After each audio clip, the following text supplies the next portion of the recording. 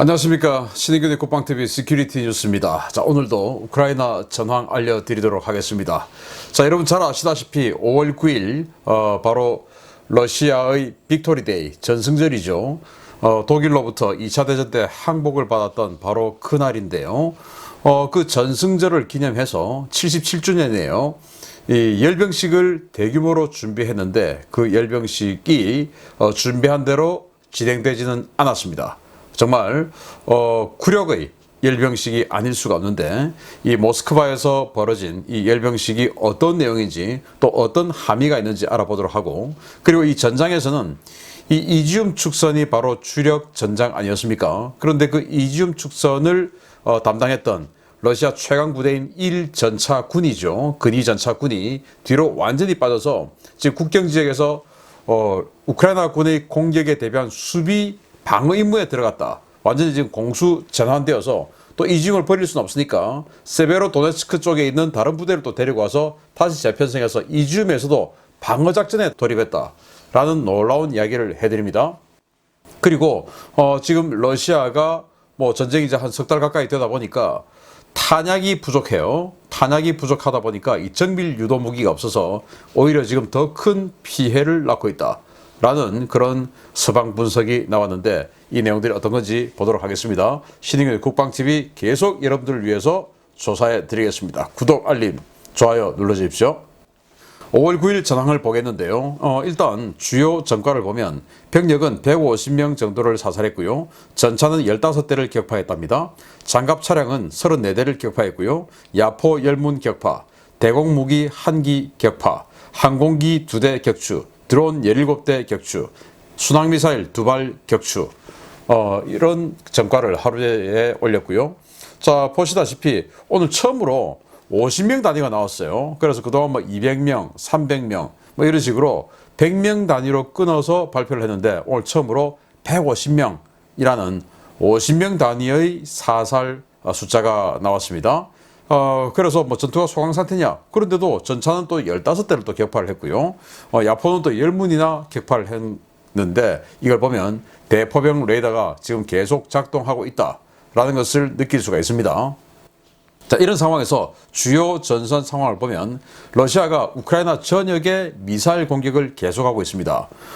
그러니까 뭐 전역이라고 하는 것이 뭐 여기까지는 아니고 이 전선 전역에 지금 미사일 공격을 계속하고 있는데, 이 미사일 공격을 하는 지역들이 수미에서부터 퍼져 있기 때문에 이런 것들을 보면 키우 방어 또는 수미를 방어했던 병력들, 이런 병력들이 이 주 전장으로 이동하지 못하도록 발목을 잡는 그런 공격이 아니냐. 이게 지금 오데사에도 순항미사일이 하루 동안 4발이 떨어졌는데, 그런 거 보면 오데사를 방어하던 병력들도 니들 거기 가만히 있어 라는 그런 차원에서 공격을 하고 있는 것이 아니냐라고 판단이 되고요.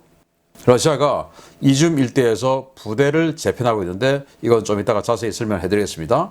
그리고 러시아가 벨고로드, 볼첸스크 이쪽에다가 병력을 집결하고 있는데, 이 지도를 어제하고 비교를 해보면 이 남쪽은 뭐 어제하고 똑같아요. 똑같은데 이 북쪽이 러시아가 좀 두터워졌습니다. 하르키우 북쪽이 두터워졌고 우크라이나의 공격 화살표가 생겼는데 어제는 없었어요. 그래서 우크라이나군이 오히려 이 북쪽을 향해서 공격을 하고 있고, 러시아군이 어제보다 병력이 더 많아졌다라는 것을 알 수가 있는데, 이게 제가 아까 말씀드린 1기갑군, 근위기갑군이 이 뒤쪽으로 들어와서 우크라이나군의 화력이 또 전력이 워낙 강하니까 최고 주력 부대를 빼서 지금 방어 용도로 쓰고 있는 것을 알 수가 있습니다. 그리고 슬로반스크와 리만의 화력 공세를 강화하고 있는데, 이 지역에서 지금 뭐 이지움 축선에 거의 포기를 한 것 같은데 왜 화력 공세를 강화하냐? 그러면 이 이지움을 방어하던 우크라이나 군이 있고, 또 여기에 17 전차 예단, 그리고 3전차, 4전차, 이 전차 예단이 이미 이 안에 3개가 들어가 있죠. 그래서 그 전차 예단 움직이지 마라. 움직여서 이쪽으로 가서 배후를 치지 마라 라고 하는 그런 차원에서 계속 슬로반스크를 때리는 것처럼 화력 공세, 이제 포병만 지금 때리고 있는 거예요. 실제 기동부대 또 보병부대를 보내서 실제 근접 전투를 하는 건 아니고 멀리서 원거리 포병 전투만 벌이고 있다라는 겁니다. 다른 데 가지 마라 라는 거죠. 그리고 정말 러시아가 황당하게도 이 헤르손 그리고 메리토폴 이런 이 점령지에서 이 주요 도시에서 개별적으로 천승절 기념 열병식을 했다고 하는데 이거 과연 뭐 누가 축하를 했는지 모르겠습니다만은 뭐 이 모스크바에서 했던 그런 열병식처럼 뭐 대규모로 이렇게 한 건 아니고 그냥 탱크 몇 대, 장갑차 몇 대 뭐 이런 식으로 갖고 와서 이렇게 열병식을 하면서 전승절을 기념하면서 여기 이제 다 니들 다 우리 러시아 되는 거야 라는 이런 뉘앙스를 풍겼다라는 것을 알 수가 있고요. 그리고 러시아가 이 아조스탈 제철소에다가 포격을 더욱더 강화하고 있다. 그래서 유엔 주도하에 감독하에 민간인들이 이제 탈출을 했죠. 그 민간인들 탈출하는 버스가 나가자마자 다시 또 포격을 계속하고 있다. 그래서 뭐 원래는 5월 9일까지 이 아조스탈까지 완전히 점령하는 것이 러시아의 계획이었죠. 왜냐?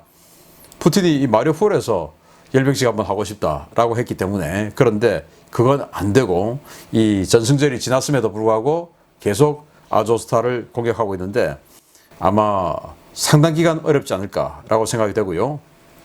그리고 이건 정말 놀라운 소식인데요. EU에서 그것도 뭐 일반 뭐 EU 간부가 아니고 대단히 고위층, 그것도 외교 담당, EU의 외교 담당 수석이 러시아가 지금 해외 외환 보유하고 있는 돈이 한 3천억 달러 정도 되죠. 우리 돈으로 뭐 한 360조 원 정도 되는 돈인데 그게 해외에 지금 있어요. 그걸 압수를 해서 우크라이나 재건 비용으로 충당해야 된다. 왜냐? 러시아가 휴전 종전 협정을 할 때 우크라이나에게 전쟁 배상금 안 줄 거 아니냐. 그런데 우크라이나 저렇게 다 부서졌는데 지금 젤렌스키 대통령이 700조 원 정도 들겠다 재건하는데 라고 이야기했지 않습니까? 그러니까 러시아가 줄 리가 없으니까 저거 전부 압류해서 저걸 우크라이나 재건하는데 쓰자라고 외교 수석이 이야기를 했다고 하는 것은 이건 지금 이제 EU에서 공론화된다. 그리고 외교 수석은 이 정도 직위에 있는 사람이 그냥 말하지 않죠. 이건 중의가 이미 모였다라는 말이 되고 그걸 이제 언론 플레이를 통해서 이런 것들을 실제로 시작한다라는 말이 되는데 이번 전쟁의 결과로 인해서 EU의 이런 선진국들이 러시아를 아주 우습게 보기 시작하는 거 아니냐. 왜냐면 뭐 딱 봐도 그냥 이게 러시아 우습네. 핵만 없으면 쟤들 뭐 내가 직접 붙어도 이기겠는데 뭐 이런 생각을 하는 것은 아닌가라는 생각이 들 정도로 러시아에게 이거 이렇게 되면 이 푸틴 가만히 있겠습니까? 하여튼 외교 수석이 이런 말 했다는 것은 지금 이제 한번 스타트 한번 해보자 라는 이런 의견이 모아졌다는 말 아니겠습니까? 이렇게 되면 정말 볼만하겠는데요. 자, 이런 상황에서 본격적인 소식 들어갑니다. 러시아가 돈바스 지역의 병력을 대대적으로 재배치하고 주력 병력을 벨고로드 방면으로 뺀 정황이 식별되었습니다. 최소 13개, 최대 19개 대대 전술단이 이지움 북쪽으로 이동되었는데 우크라이나가 구축 중인 포위망에 대한 대응 조치라는 평가가 나오고 있습니다. 러시아가 지난 주말부터 동부전선 일대의 병력을 대대적으로 재배치하고 있으며 하르키우 동부와 러시아 벨고로드 일대에 재배치된 대대 전술단 규모가 최소 13개에서 최대 19개에 달한다고 복수의 워싱턴 소식통이 현지 시각 5월 9일 리포트했습니다. 소식통들은 우크라이나 정보 당국을 인용해서 최근 M03 축선에 대한 공세를 멈춘 러시아는 이지움 일대에서 제20연합군과 제35연합군, 제36연합군, 제68군단, 그리고 공수사단 등의 병력들을 모아 부대 재편성 작업을 진행하고 있다고 전했습니다. 이들 가운데 벨고로드, 볼첸스크 방면에 배치된 최대 19개 대대 전술단은 러시아 본토에 있는 병력과 돈바스 전선에서 피해를 입고 복귀한 부대들을 모아 급히 재편성된 전력인데요. 러시아는 철도와 도로 등 모든 가용 물류 체계를 동원해 이 전력의 전투력 복원에 집중하고 있는 것으로 전해졌습니다. 당초 러시아는 4월 중순에 시작된 공세 당시 M03 축선에 22개 BTG를 투입한 것으로 알려졌었는데요. 벨고로드 방면으로 최대 19개 BTG를 뺐다는 것은 M03 축선에 대한 공세를 사실상 포기했다는 시그널로 볼 수 있는 중대 조치로 평가됩니다.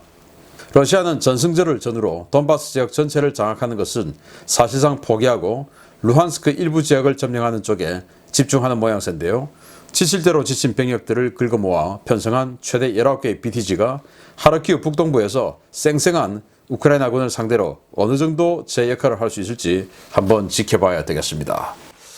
야, 제1근위전차군 원래 여기 이지움 축선에 22개 BTG 배치해서 한 33,000명 정도 이렇게 평가를 했죠.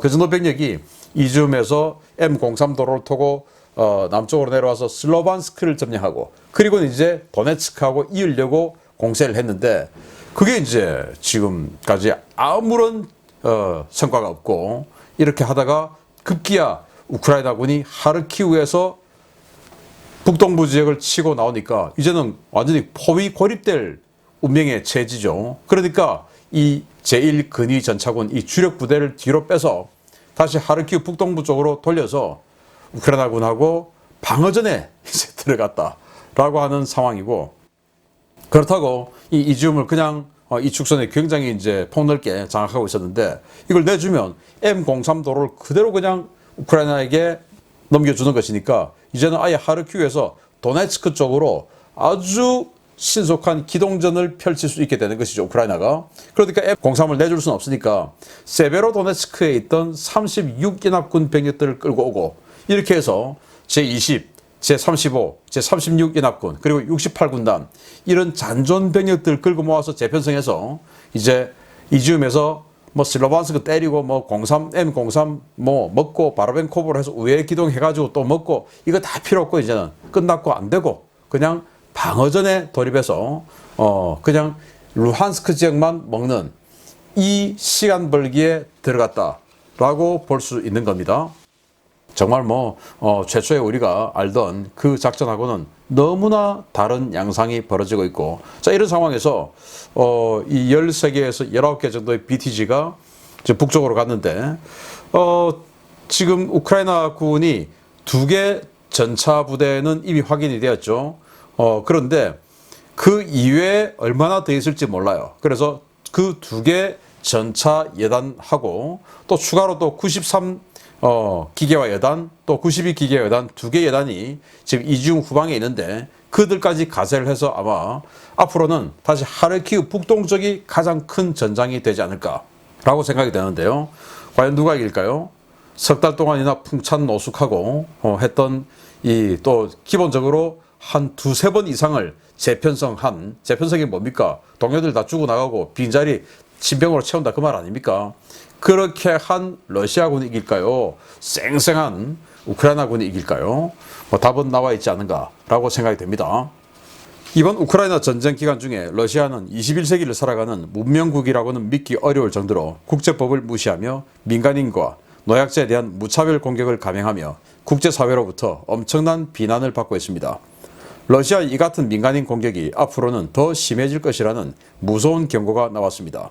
이번 우크라이나 전쟁으로 인해 러시아군의 정밀 타격 능력은 거의 소멸되었으며 러시아는 기존의 정밀 타격 무기가 수행했던 작전을 노후 탄약으로 대신하며 엄청난 콜렉트럴 데미지를 일으킬 것이라고 영국 국방부가 현지 시각 5월 9일 밝혔습니다.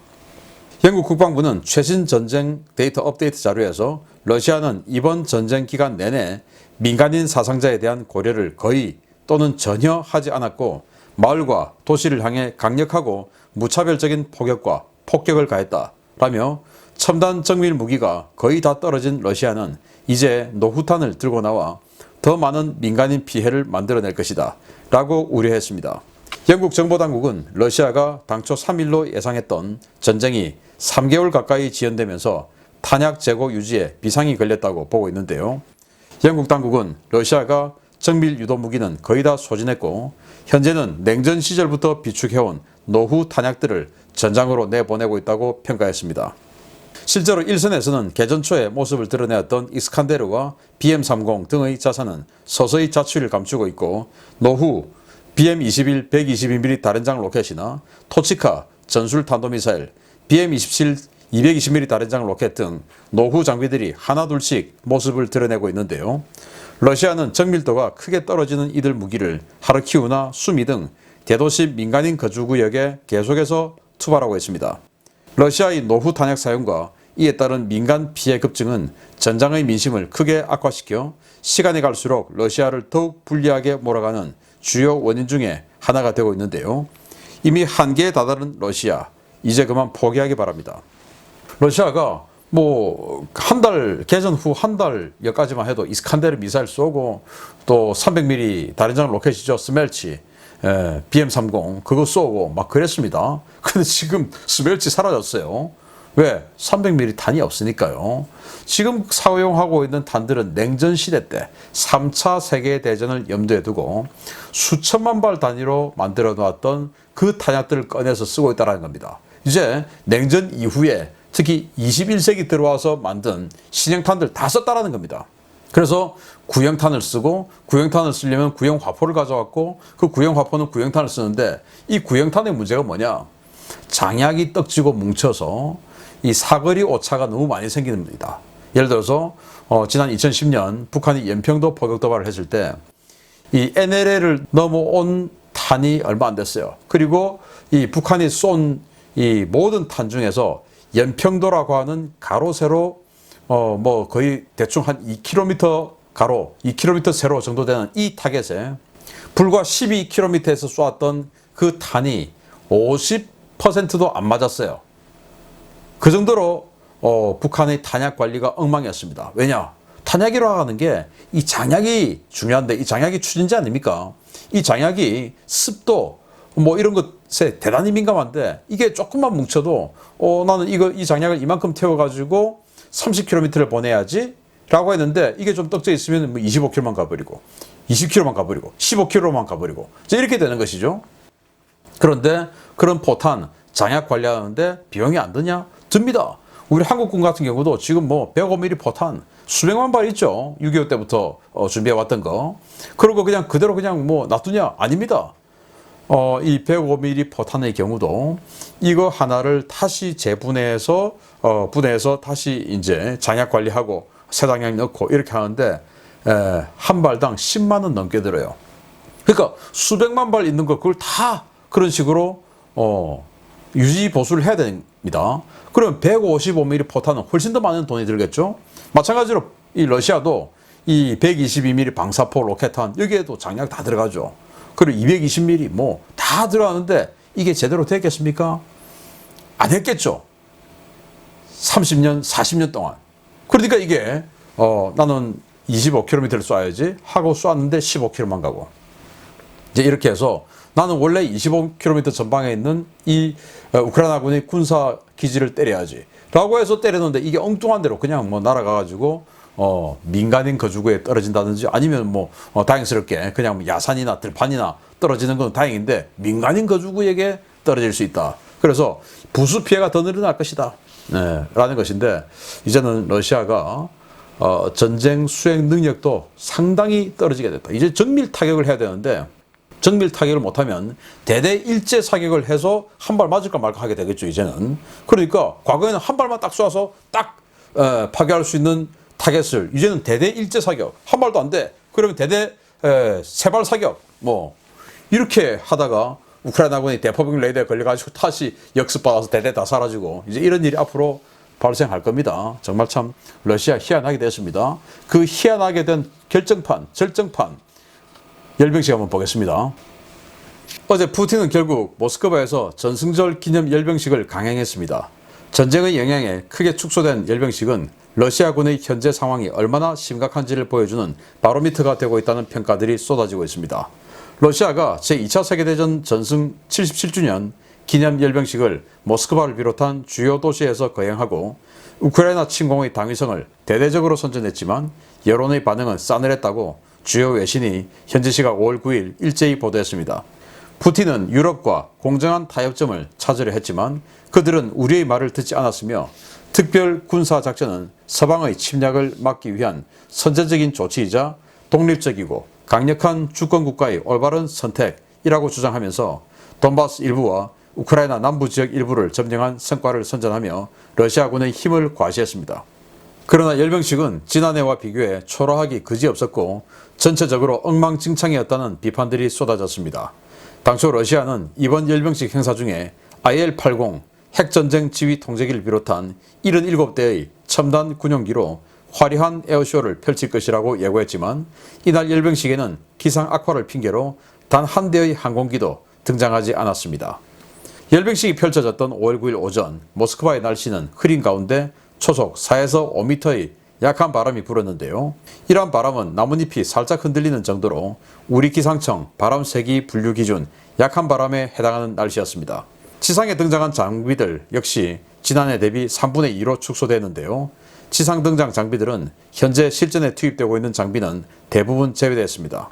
장비 열병 종대 선두에는 전통에 따라 T-34 전차가 나타났고 그 뒤를 다목적 전술 차량과 BMP-3 보병 전투 차량, T-80 BVM 전차, T-90M 전차와 T-14 아르마타 전차, 투S-35 자주포와 BM-21 다련장 로켓, S-400 방공 시스템 등이 따랐습니다.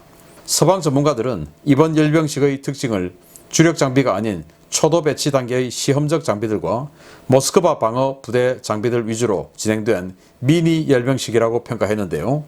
러시아는 T-14 전차를 비롯한 최신 장비들이 과거 열병식 사례처럼 라이브 행사 도중 고장날 것을 대비해 두세 대의 예비 전차를 더 준비하는 등의 조치를 취한 것이 식별되기도 했습니다. 이번 열병식은 열병식에 참석한 병력들의 기강 상태도 지적되었는데요. 행사 직전 병사들은 군기라고는 찾아볼 수 없이 늘어진 모습을 보이는가 하면 일부 장병들은 행사장 단상에서 애정 행각을 벌이는 등 대통령 참석 국가 행사라고는 믿기 어려울 정도의 기강을 보였습니다. 러시아는 이번 열병식을 계기로 주민 단합과 우크라이나 침공의 당위성 강조, 강인한 러시아군 이미지 제고 등을 노렸지만 결과적으로 많은 약점만 노출한 채 엉망이 된 열병식을 치르고 말았는데요. 제대로 보급도 받지 못하고 전장에서 고통받고 있는 일선 장병들이 이번 열병식을 보았다면 어떤 기분이었을지 러시아 지도부는 생각 좀 해봤으면 좋겠습니다. 정말 황당했어요.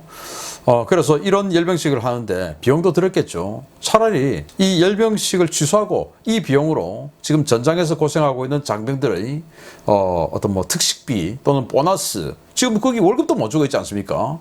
그러니까 뭐 어떤 그런 거라도 하겠다라고 선언했으면 오히려 위신이 더 살고 군의 사기도 조금 더 올라가지 않았을까 생각하는데 이렇게 무리하게 열병식을 감행했고, 자, 어제까지만 해도 비행기들이 연습을 했답니다. 그래서 핵전쟁 지휘기가 앞에 서고 그 핵전쟁 지휘기가 앞에 선다는 것은 야, 우리 핵전쟁 해. 3차 대전이야. 라는 이 협박 아니겠습니까? 그러면서 이제 77대의 항공기가 Z자를 그리면서 비행하는 이것까지 다 연습을 했대요. 그런데 오늘 뭐 바람도 세게 안 부는데 바람 때문에 라고 하면서 에어쇼 취소했죠. 아마 국제사회의 눈치를 심하게 보는 것 같습니다. 그러면서 뭐 여기 군기도 안 맞아요. 자, 여기 한번 보십시오. 여기 이렇게 열병을 하고 있는데, 자, 여기 지금 보시면 분명히 지금 왼다리를 여기 지금 앞으로 내고 있죠. 그런데 여기 보십시오. 여기는 지금 다리가 굽어 있고 이 뒤에 지금 하나, 둘, 셋, 네 번째 이 사람은 지금 오른다리가 앞으로 나와 있어요. 그리고 그 뒤로는 다 또 오른다리가 또 앞으로 나와 있습니다. 아마 이 사람 때문에 그 뒤는 다 또 오른다리가 앞으로 나온 것 같은데 이 정도로 엉망이에요. 그리고 여기 또 직선 구간인데 여기 한번 보십시오. 이 끝은 지금 장걸음을 하고 있어요. 장걸음인지 아니면 앞으로 다리를 아직 뻗지 못한 것인지 이게 지금 줄줄이 뭐 좌양좌, 줄줄이 좌로가 이 상황이 아닌데 직선 주행하고 있는데 이렇게 지금 맨 앞줄조차 발이 안 맞고 그 발도 여기는 왼발, 여기는 오른발 이런 식이에요. 완전히 그냥 엉망인 이런 상태의 러시아군의 군기를 보여주면서 지금 여기 또 장비들도 언제 퍼질지 모르니까 여기 지금 뭐 T-90M 전차 얼마 전에 BM-21 122mm 다련장 로켓 맞고 그냥 비참하게 불타버린 러시아 최강의 전차죠. 그리고 T-14 아르마타 전차 돈이 없어서 양산 포기했습니다. 그리고 여기 이제 구석구석 이런 장갑차들 전차들 세워놨는데 여기 지금 퍼레이드 하던 전차들 퍼지면 바로 그냥 교체하기 위해서 이렇게, 왜냐 작년에 아르마타 그러다가 퍼져가지고 완전히 푸틴 얼굴 똥빛이 됐거든요. 이제 이런 거. 그리고 동영상 찍힌 건데 뭐 안고 키스하고 뭐 사랑하는 건 좋다 이겁니다. 그렇지만 이런 모습을 전장에서 지금 석 달 가까이 정말 고생을 하고 있는 그 다른 장병들이 보면 어떤 기분이 들까요? 그러니까 여기는 뭐 동료애 뭐 이런 것도 없는 겁니다. 지금 여기 이런 모습을 그냥 민낯을 보여주고 말았는데 푸틴 대통령의 연설은 10분 중에서 거의 한 3분의 1을 우리는 잘못한 거 없어. 서방 쟤들이 잘못했어. 쟤들이 나쁜 거야. 우리는 아니에요. 이 연설만 했다라는 거 아니겠습니까? 정말 러시아가 안 보여줄 걸 많이 보여줬습니다. 열병식 안 하는 게 낫지 않나 싶습니다. 계속 여러분들께 알려드리겠습니다. 마치겠습니다. 감사합니다.